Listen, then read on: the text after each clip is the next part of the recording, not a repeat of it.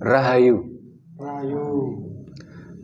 Para pemirsa Rakat Prasaja TV channel yang saya hormati, kita berjumpa lagi dalam kegiatan Yayasan Rakat Prasaja, sebuah lembaga pengkajian, pelestarian, dan pengembangan budaya Nusantara.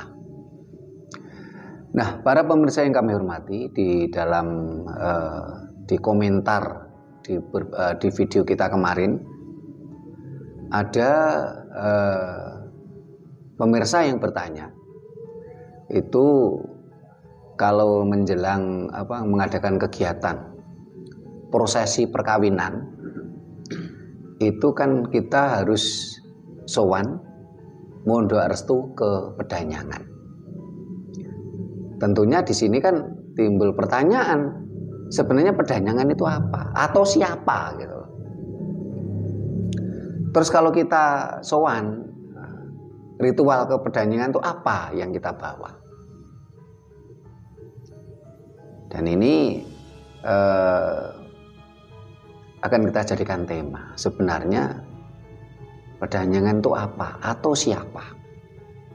Dan bagaimana kita bersikap ketika kita sowan ke Pedhanyangan dan membawa apa?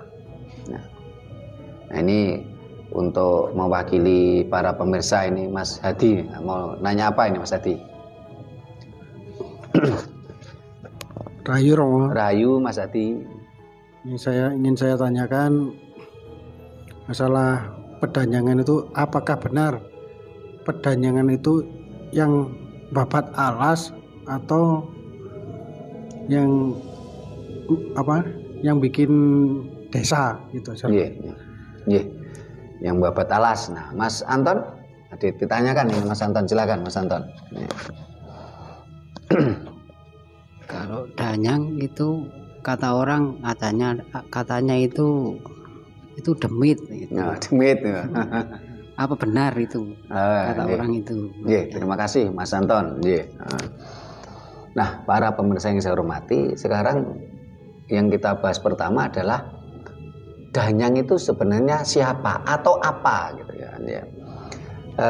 Biasanya di desa-desa ya, di seluruh Jawa ini pasti kenal Pedhanyangan. Nah, Pedhanyangan juga disebut itu punden. Dan Pedhanyangan ini kalau di desa itu ada Pedhanyangan atau punden dusun. Dusun itu desa kecil ya. Terus ada juga yang merupakan itu punden desa. Ya. Atau setiap dusun itu memiliki punden atau Pedhanyangan sendiri-sendiri. Karena ketika kita bicara satu desa, ini biasanya kan membawa atau meliputi kadang 3, kadang 4, bahkan kadang 7 dusun. Dan setiap dusun itu pasti ada Pedhanyangannya masing-masing, ada pundennya masing-masing. Nah, siapakah sebenarnya danyang? Dan atau apa danyang itu? Ya. Danyang, kalau kita telusuri, ya, kita telisik, danyang itu dari kata dahyang. Ini kalau video kita kemarin sudah kita bahas bagaimana sembahyang. Sembahyang Jawa. Nah, ketika kita bicara danyang, berawal dari kata dahyang. Dahyang itu berasal dari kata sedahyang. Kata sedah, segah, suguh. Ini sama. Manapun orang mengatakan sedah polokrami.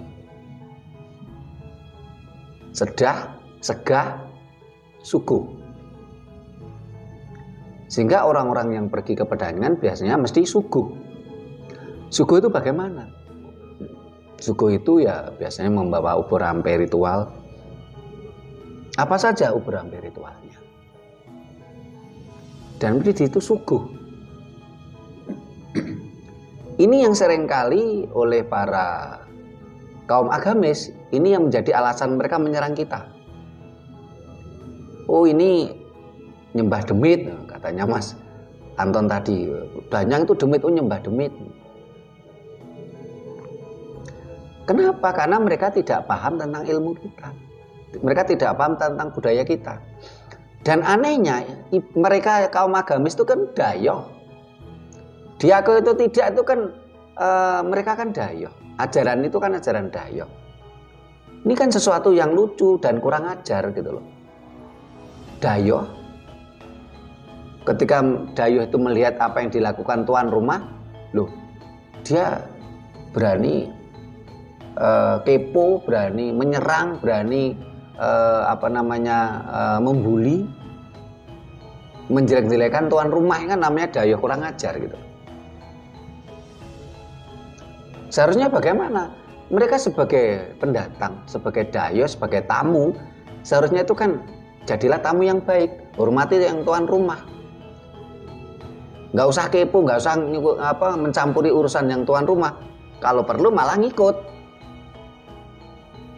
dan tanya gitu.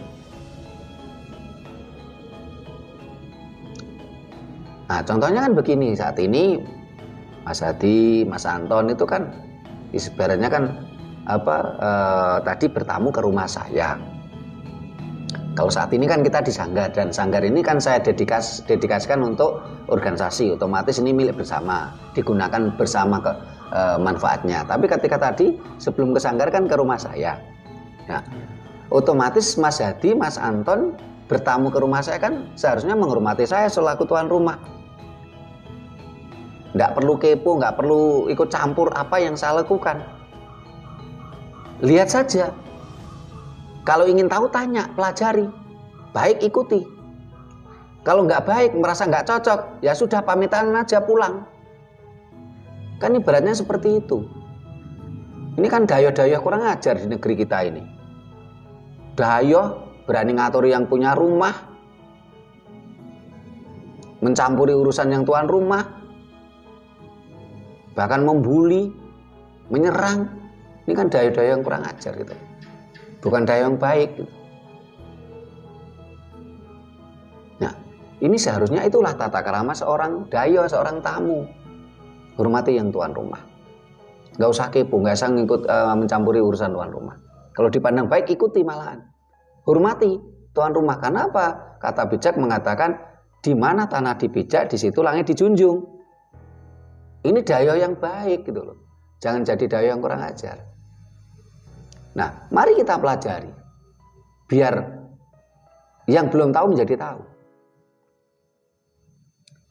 Jangan langsung berpikiran negatif ketika orang melakukan segah atau suguh di pedanyangan.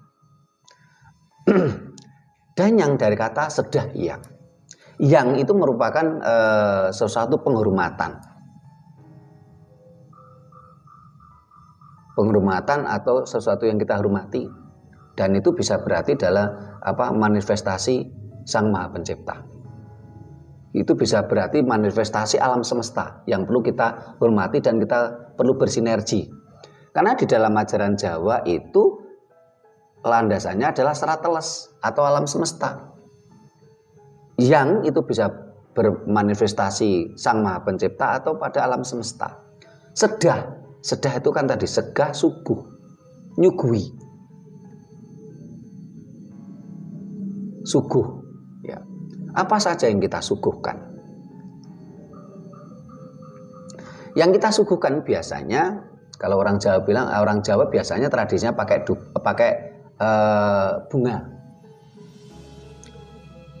bunga telon,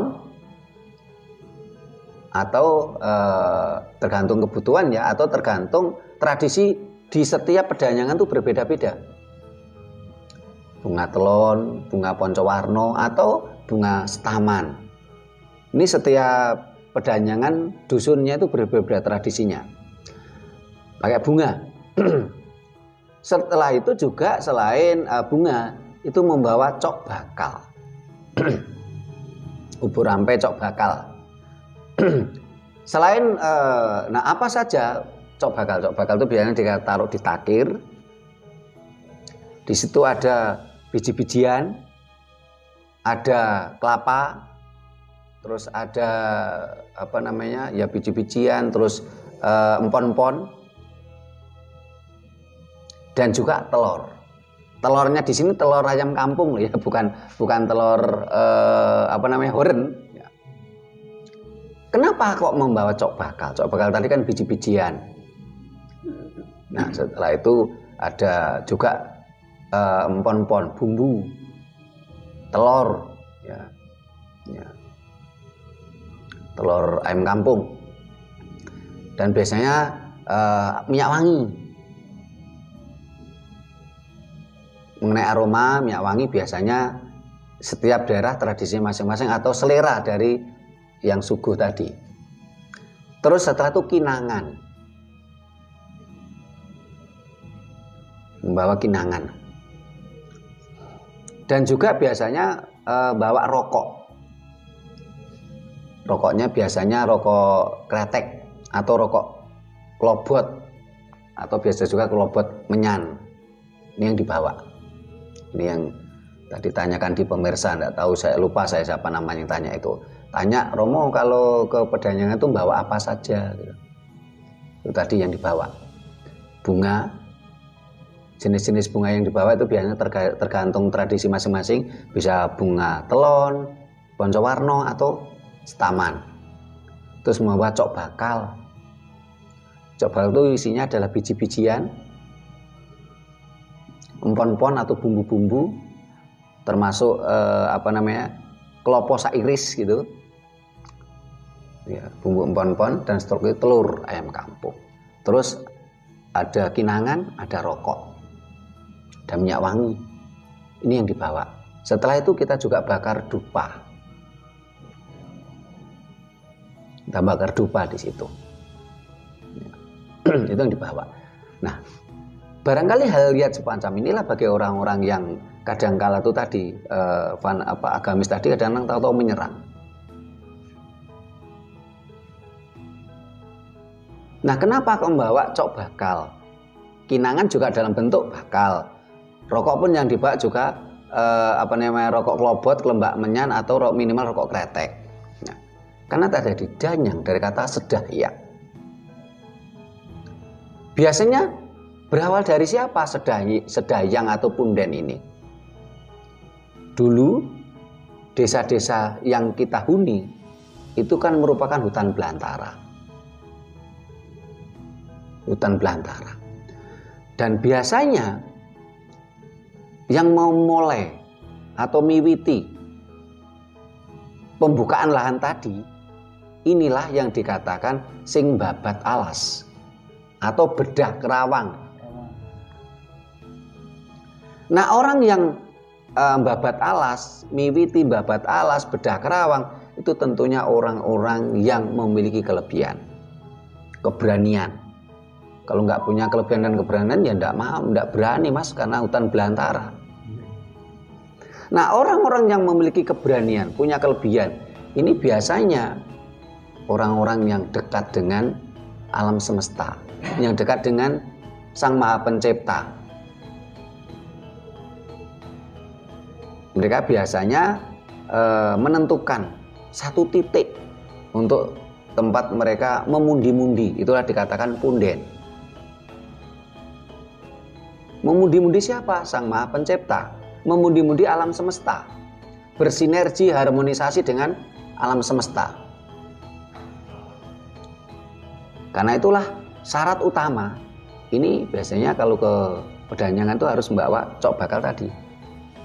Kata cok bakal, pecok bakal, ini kan memang tadi miwiti tadi. Sehingga yang dibawa, yang diisinya cok bakal kan ada biji-bijian, biasanya ya ada ada deli, kacang hijau ya. Kalau soal tumbar merica itu kan termasuk bumbu ya. Terus setelah itu gabah, cok bakal. Tapi akhir-akhir ini saya lihat beberapa orang pakai cok bakal bukan gabah tapi beras. Tapi yang benar seharusnya gabah. Cuman saat ini apalagi sekarang kan cari gabah agak sulit ya. Apalagi di kota gitu. Nah, karena ini memang sesuatu yang bakal ya. Sesuatu yang mulai, miwiti, yang bedah kerawang, yang babat alas, sang yang membangun peradaban awal di sebuah desa. Kita ini hidup kan tinggal nemu, Mas. Apalagi kayak Mas Hadi ini jelas nemu, pindah ke Keden itu ngikut istrinya kok malahan. Kan tinggal nemu gitu loh. Nemu apa? Nemu suasana peradaban yang sudah maju. Kan Mas Hadi nggak ikut Mbah Batalas ya. Nah, otomatis orang Jawa kan diajari tata krama, etika. Otomatis ya bertata krama, beretika kepada paling tidak penghormatan, ucapan terima kasih kepada orang yang pertama kali sudah membabat alas, yang bedah kerawang di desanya di mana kita tempat tinggal. Termasuk, mohon maaf, saya di desa ini, di desa apa ini, kalau nama dulunya itu namanya Budengan di sini nih. Karena banyak budeng itu kera besar warnanya hitam.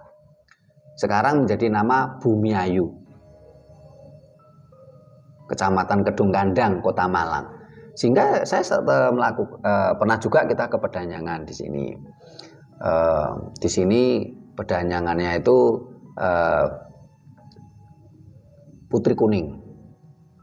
Ini yang pedanyangannya di sini perempuan di Bumiayu ini. Kita ucapan terima kasih. Jadi pedanyangan itu bisa laki-laki bisa perempuan. Tiap desa beda. Nah, karena orang yang bedah kerawang, babat alas, ya, membuka hutan, membangun peradaban awal, ini adalah orang-orang yang bersinergi dengan alam semesta. Ini biasanya memilih tempat tertentu untuk sedahyang.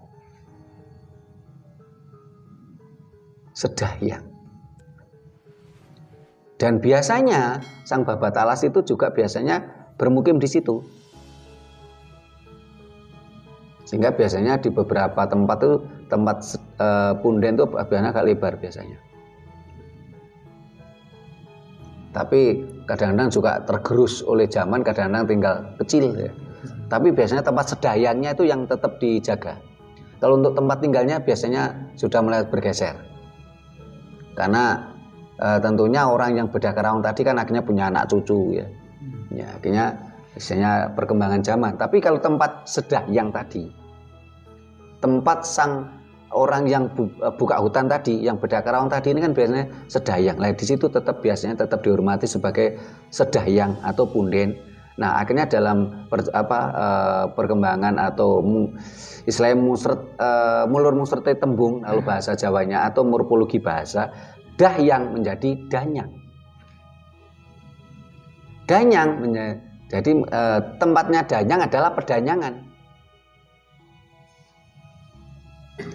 Nah, biasanya nama-nama danyang itu biasanya tadi orang yang babat alas gitu loh.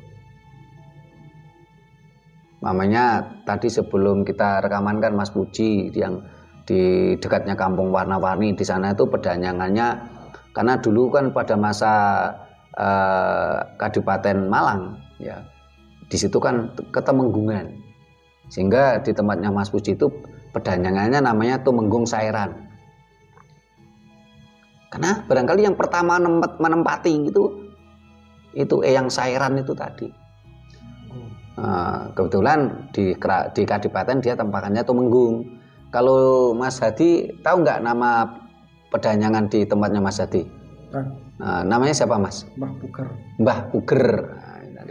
Nah, Puger itu bahasa Jawa juga, sehingga kita sangat berharap para pemirsa juga bisa menyimak video kita Islamisasi punden dan pesarean.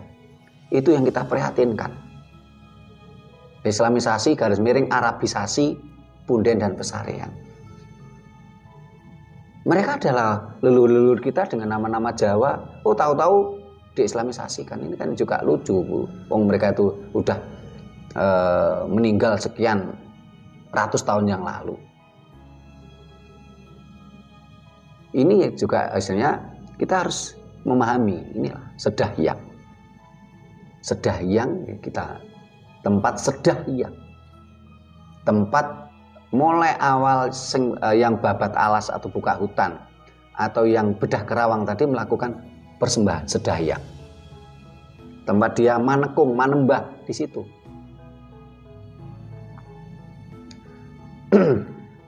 Itu tempatnya dahyang atau sedahyang. Nah, anehnya karena mereka sangat sempit pengetahuannya, ini kadang-kadang orang yang tidak tahu kan akhirnya tadi yang disampaikan Mas Anton, kadang-kadang mereka berpikir wah ini demit, dahyang itu demit. Ya mohon maaf, barangkali yang mereka mengatakan itu karena dia terbawa ajaran Dayoh. Karena ajaran Dayoh itu apa? Orang meninggal itu menjadi dikubur, ahli kubur gitu loh. Penghuni kuburan. Tetapi kalau konsep Jawa kan tidak seperti itu. Konsep Jawa itu urip langgeng. Jadi otomatis para leluhur kita itu tidak menjadi penghuni kuburan, tidak menjadi demite kuburan, tidak menjadi demite pesarean. Itu leluhur kita. Kenapa? Karena konsep ajaran Jawa itu urip itu langgeng, hidup itu kekal. Yang tidak kekal materialnya. Sehingga kalau kita punya kemampuan, kita bisa komunikasi dengan orang tua atau leluhur yang sudah meninggal. Kenapa? Karena uripe langgeng. Uripe leluhur itu langgeng. Jadi kalau umpamanya Mas Hadi itu sudah banyak belajar dan punya kemampuan, itu ketika ke punden pedanyangan Mbah Puger, ini sukmo sejati ini Mas Hadi, sukmo sejati ini Hadi, ini bisa komunikasi dengan sukmo sejati ini yang Puger tadi.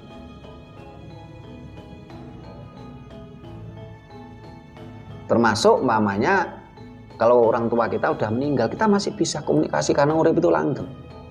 Ini ada ilmunya tersendiri.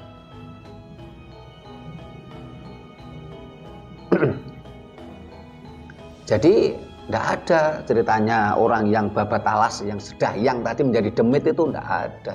Karena konsep leluhur kita hidup itu kekal, urip itu langgeng. Yang tidak kekal itu material kita. Jadi tidak ada leluhur kita itu menjadi demit kuburan atau penghuni kuburan.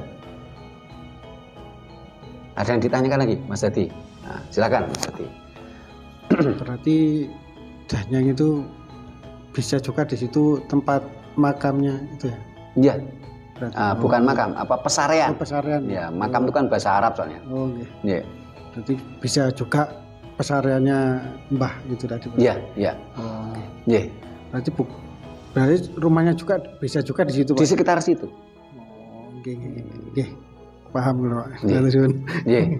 Mas Anton ada yang tanya kan? Silakan. Iya. Kalau naruh suguh itu misalnya kita nggak tahu tempat pundennya desa ini, terus dia naruh suguhnya di pohon yang gede atau yang mata air atau sumber gitu. Apa benar apa salah gitu? Terima kasih Mas Anton. Ke Mas Hadi dulu. Jadi di dalam perjalanan budaya kita, orang Jawa dulu, orang Jawa itu kan ajarannya urip itu langgeng, hidup itu kekal, yang tidak kekal kan material kita. Sehingga orang dulu ya, leluhur kita dulu, ini mereka yang ilmunya tinggi, ini mereka moksa. Moksa itu adalah ilmu mengurai materi.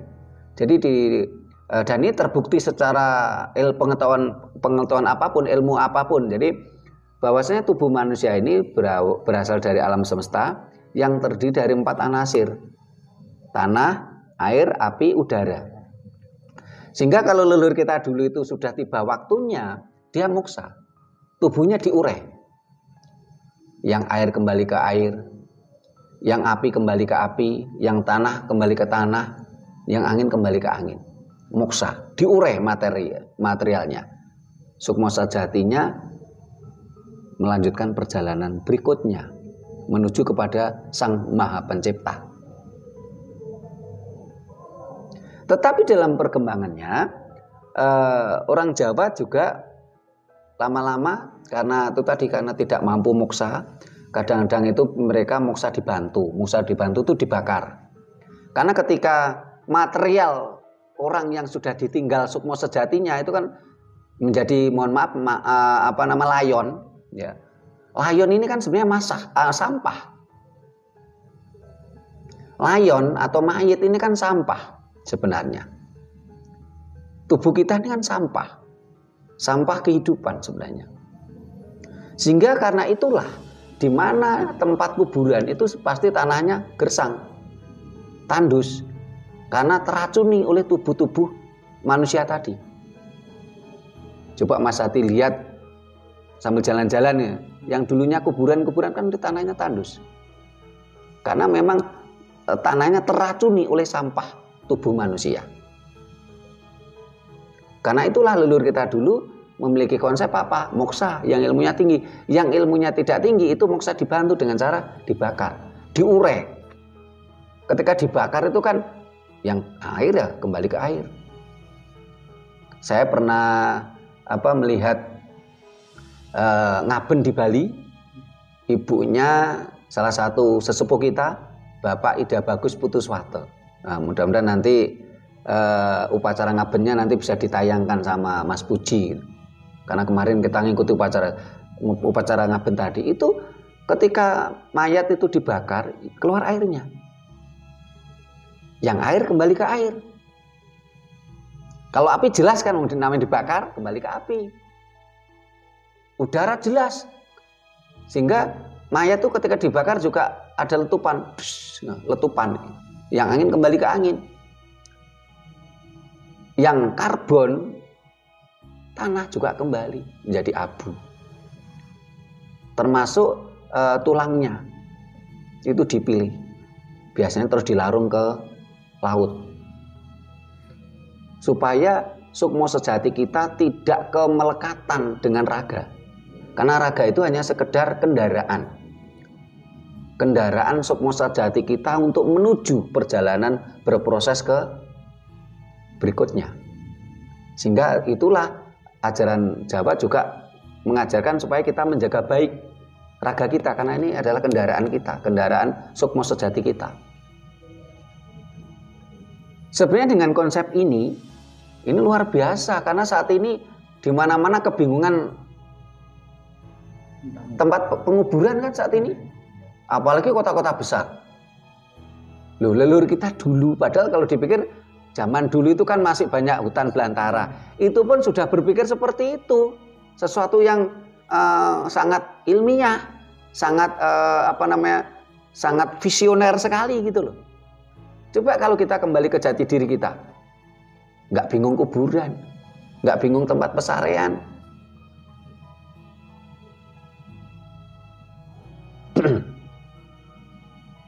Sehingga tentunya ini kan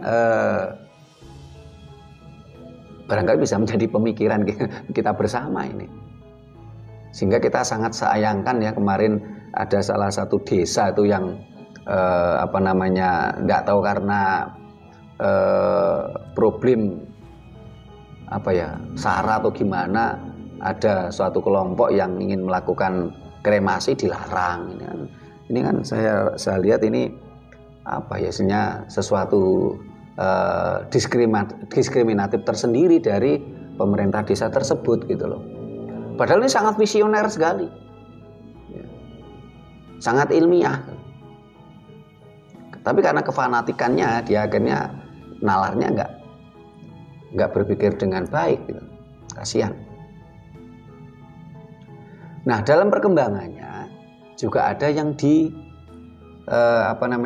dikubur.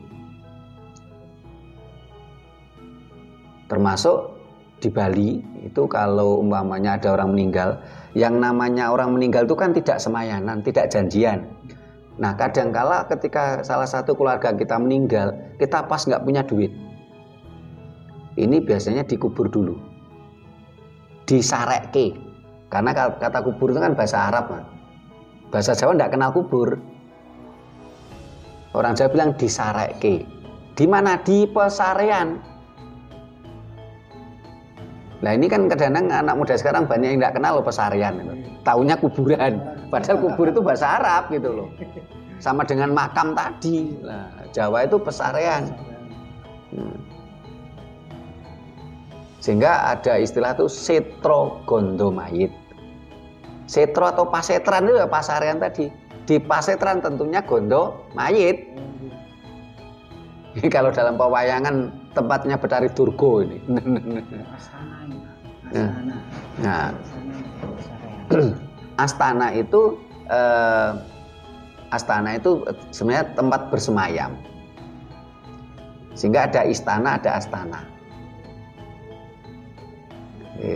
Ada istana, ada astana. Jadi ada tempat bersemayam. Tempat bersemayamnya apa? Yaitu tadi layon atau mayit. Ya. Kalau dalam bahasa Arabnya kan jenazah. Ya. Ini, nah biasanya terus karena belum orang meninggal itu tidak janjian kan, pas meninggal keluarga itu nggak punya duit itu disareke dulu, sambil keluarganya semuanya nabung.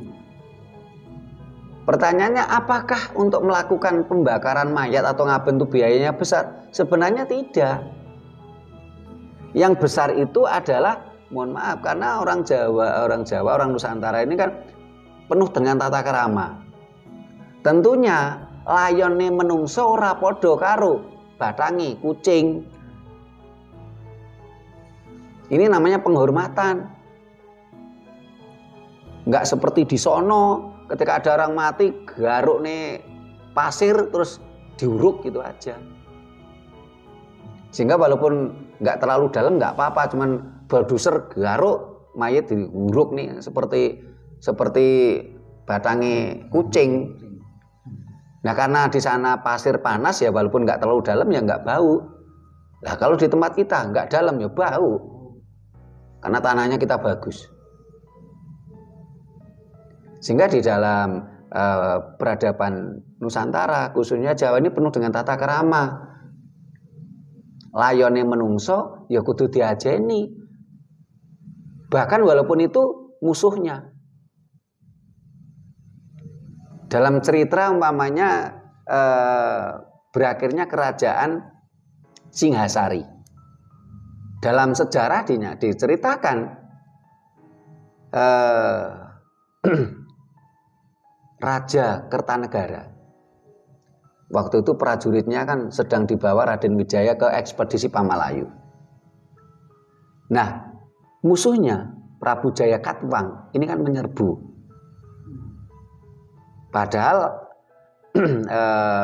anaknya Raden Ardaraja itu sudah diambil mantu sama Kertanegara, tapi karena namanya dendam ya diserbu. Akhirnya Prabu Kertanegara itu kalah karena prajuritnya semuanya sedang pergi ke ekspedisi Pamalayu. Tetapi Prabu Jaya Katwang ini tetap menghormati Prabu Kertanegara. Walaupun itu musuhnya loh ya. Akhirnya Prabu Kertanegara dikremasi dengan upacara selayaknya raja.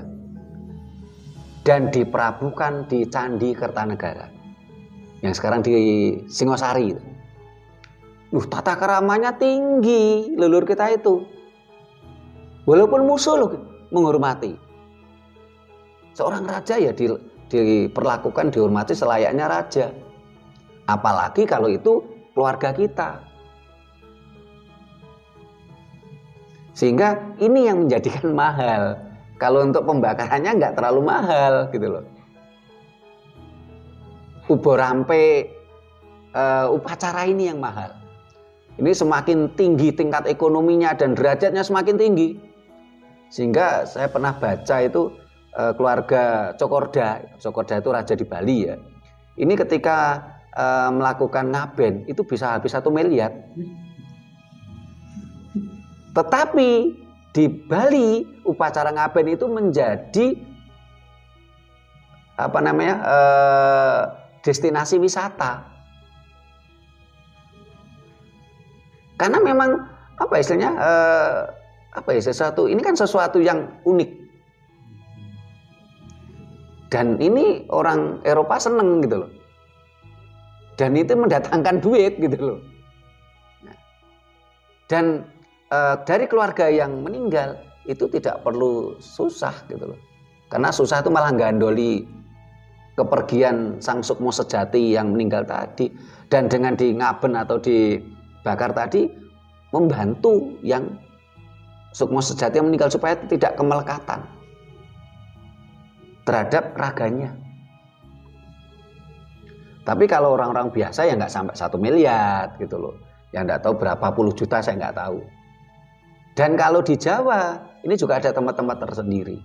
Itu biayanya juga nggak terlalu mahal karena yang mahal kan itu tadi ubo rampe upacara di Malang ada itu di daerah di daerah Banaran itu desanya ikut babatan kalau nggak salah. Jadi Mas Hadi itu daerah Karangpandan, Bendo itu naik ke atas ada di situ tempat misalnya ngaben atau tempat pembakaran mayat. Jadi ketika tadi layon tadi disareke, kalau di Bali itu sambil menunggu ada biaya untuk ngaben. Kalau di Jawa ada yang disarek nih. Nah ketika kita peradaban Jawa mengenal disarek nih, ya. Kalau budaya agama Islam itu ketika jenazah itu kan membujur utara selatan, terus menghadap ke kiblat ke barat, sehingga akhirnya sangat mudah untuk dilihat, oh ini makam Islam. Nah makam Islam pertama ini adalah Siti Fatimah binti Maimun di Gresik ya Mas ya, itu abad 14, itu abad ke-14, tahunnya 1376 kalau nggak salah ya, abad 14. Ini makam Islam pertama Siti Fatimah binti Maimun. Karena sebelum itu peradaban Jawa tidak mengenal kuburan, tidak mengenal makam. Nah karena adanya saling bersinggungan budaya ya, karena budaya itu kan memang hidup ya, akhirnya Jawa juga mulai mengenal pesarian. Pesarian itu kalau dalam tradisi Jawa ada yang bulat, itu biasanya layonnya itu dalam posisi didudukkan sebelum. Terus ada juga yang membujur timur barat. Jadi kalau yang bulat itu dengan konsep Manunggaling Kawula Gusti, kalau yang membujur timur ke barat itu dengan konsep Sangkan Paraning Dumadi. Sehingga dalam ajaran Jawa kadangkala juga ada yang memiliki tradisi kalau pagi hari berdoa menghadap ke timur, menyongsong kehidupan. Matahari terbit kan kehidupan, menyongsong kehidupan supaya cerah hidup kita.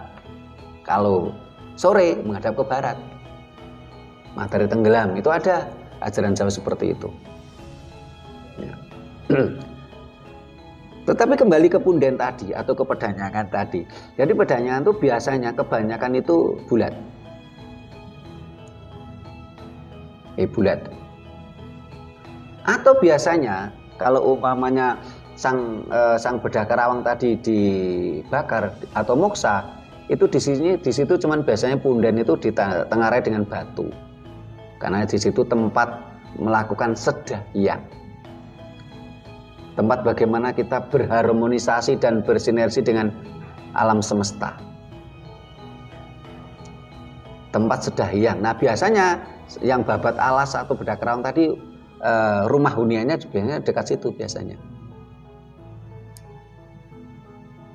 Tempat sedahyang tetap dilestarikan oleh masyarakat berikutnya. Tapi kalau kediaman atau rumah yang bedah kerawang ini biasanya kan karena dia punya keturunan otomatis kan dibagi gitu. Kadang-kadang bisa dijual juga gitu loh. Nah. Ada yang ditanya lagi Mas Edi? Mas Anton? Yang mana tadi? Oh ya. Pohon yang gede. Oh ya. Jadi Mas Anton ini kan aslinya kan Purwodadi Pasuruan. Sekarang tinggal di Gadang. Karena sebagai pendatang itu kan kadang tidak tahu di mana pedanyangan kampung yang kita sekarang kita tinggal. Seperti halnya saya asli dari Solo, sekarang tinggal di Kota Malang ini.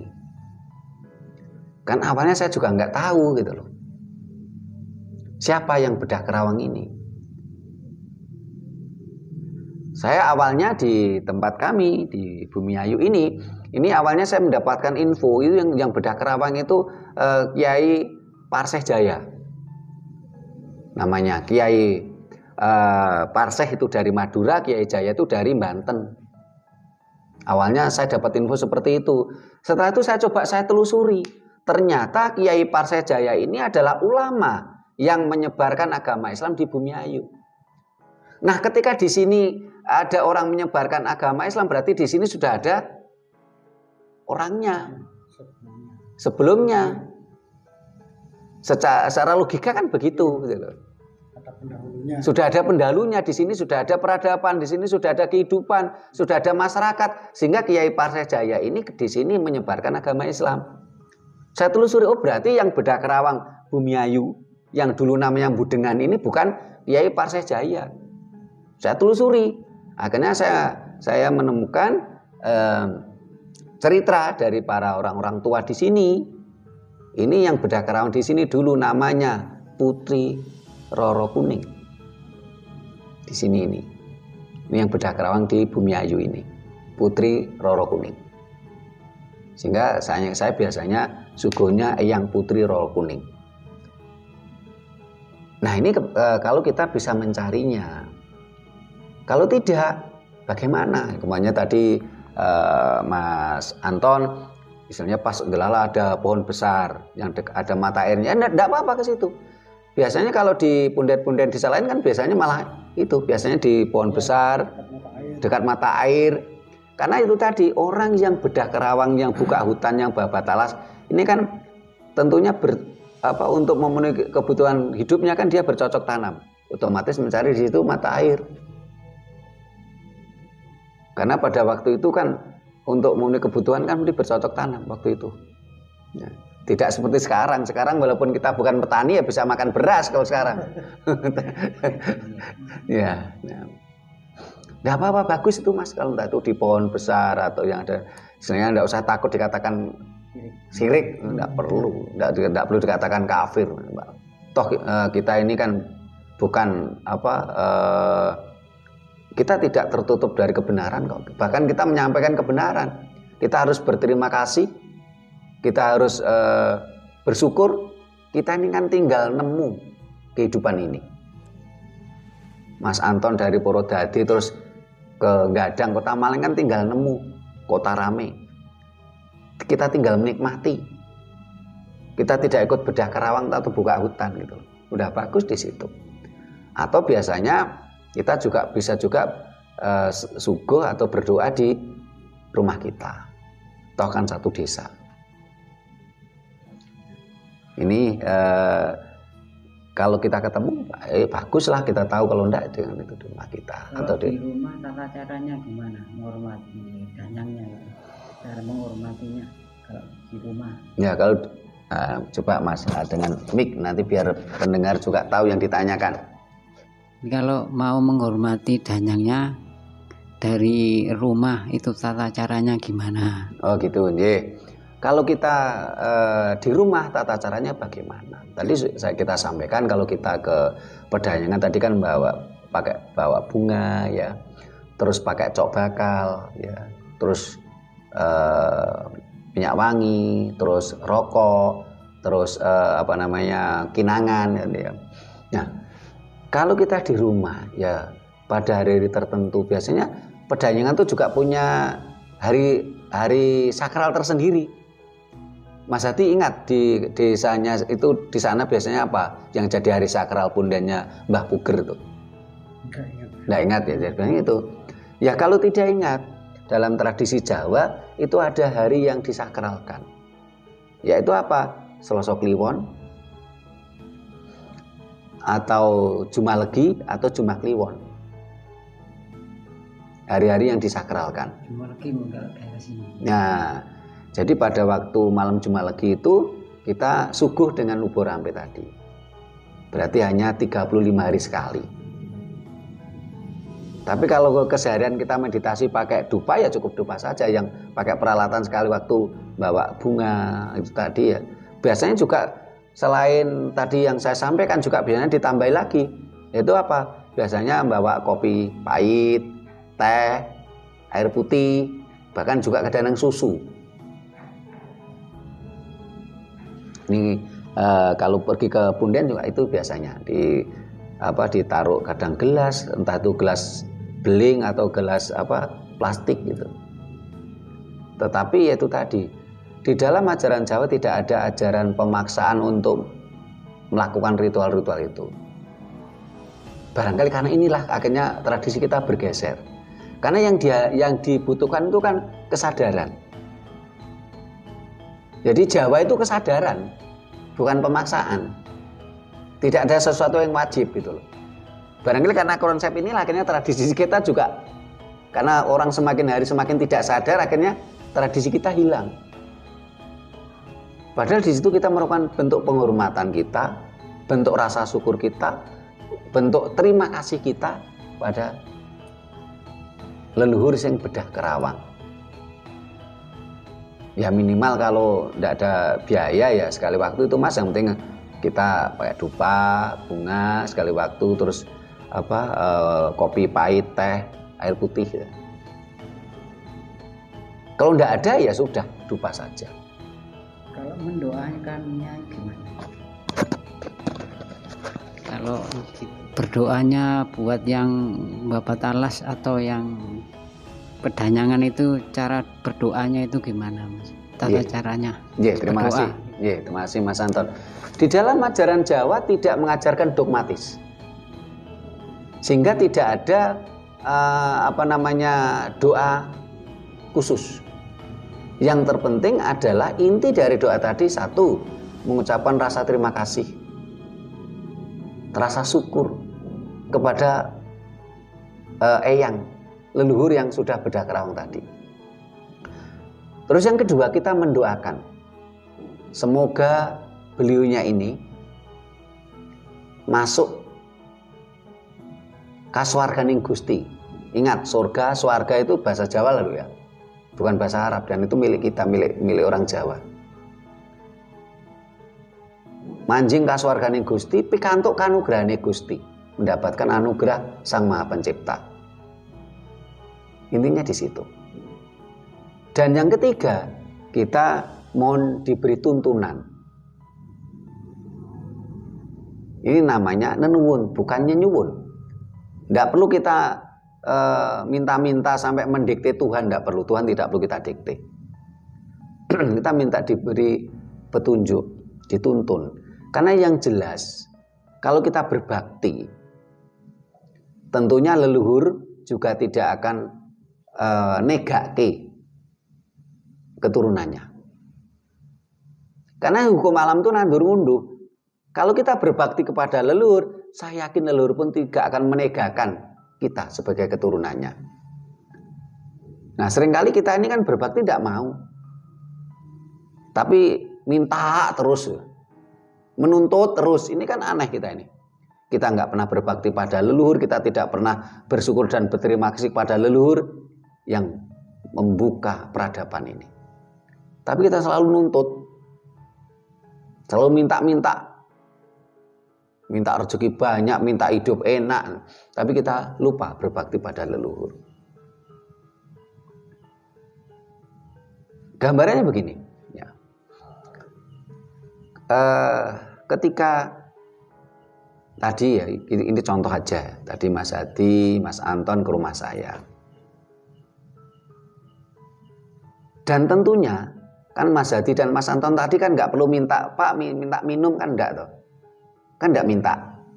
Tetapi otomatis ketika kita bicara menanam dan menuai, otomatis istri saya nggak usah Mas Hadi, Mas Anton minta, kan tadi disuguhi.